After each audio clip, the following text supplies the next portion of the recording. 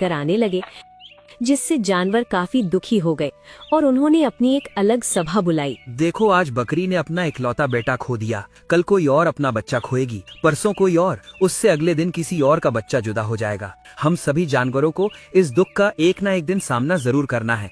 आज जिस दुख से बकरी गुजर रही है, किसी न किसी दिन उस दुख को हमें भी देखना पड़ेगा।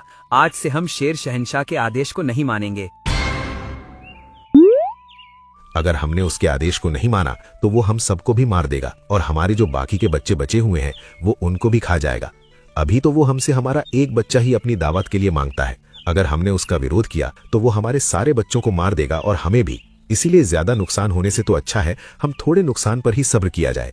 लेकिन लंबू जिराफ, हम जानवर कायरता भरी जिंदगी कब तक जीते रहेंगे? हम कितने भी कमजोर क्यों न हो, लेकिन अपने बच्चों को अपनी आंखों के सामने मरते हुए नहीं देख सकते। हमको इस शेर शहंशाह का कुछ न कुछ उपाय जरूर खोजना होगा, जिससे इसको रास्ते से हटाया जा सके, चाहे हमको अपने बच्चों को बचाने के लिए शेर शहंशाह को ही मारना क्यों न पड़े। जिस शेर शहंशाह के सामने हमारे बोलने की हिम्मत तक नहीं होती, तुमको लगता है हम उसको मार पाएंगे?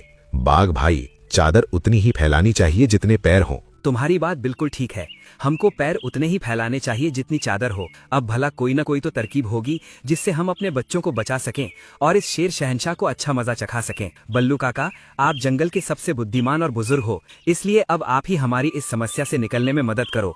कोई तो उपाय होगा जिससे हम अपने बच्चों को बचा सकें। एक उपाय है बेटा, लेकिन वो बहुत कठिन है। शायद उसके लिए तुमको अपनी जान भी देनी पड़ सकती है।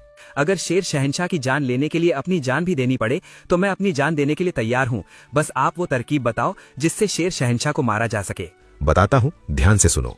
जब मैं छोटा था तब हमारे जंगल में एक काला मुर्गा आया था। वो हमारे जंगल का नहीं था, वो पास वाले जंगल में जो काली पहाड़ी है वो उस काली पहाड़ी का निवासी था। वो अपनी जुबान से एक बार जो बोल देता था वो होकर ही रहता था। इसीलिए काली पहाड़ी की तरफ कोई भी आंख उठाकर नहीं देखता था और चारों तरफ ये डर का माहौल था कि काली पहाड़ी के काले मुर्गों की काली जुबान होती है। अगर कोई भी बात वो अपने मुंह से निकाल दे तो वो पूरी होकर ही रहती है। अगर तुम मेहनत करके काली पहाड़ी चले जाओ और वहां पर अपने दुख को बताओ तो वो हमारी मदद जरूर करेंगे, क्योंकि उनका सरदार जब हमारे जंगल में आया था तो वो हमारा अच्छा मित्र था। तुम मेरा नाम बता देना, वो मेरा नाम सुनते ही हमारी मदद के लिए जरूर आएंगे। ठीक है काका, लेकिन जंगल में इस बात का पता किसी भी जानवर को नहीं चलना चाहिए कि मैं काली पहाड़ी जा रहा हूँ। ठीक है, आप जाओ, यहाँ पर किसी को महसूस नहीं होगा कि तुम कहाँ गए हो। और बाघ काली पहाड़ी की तरफ निकल गया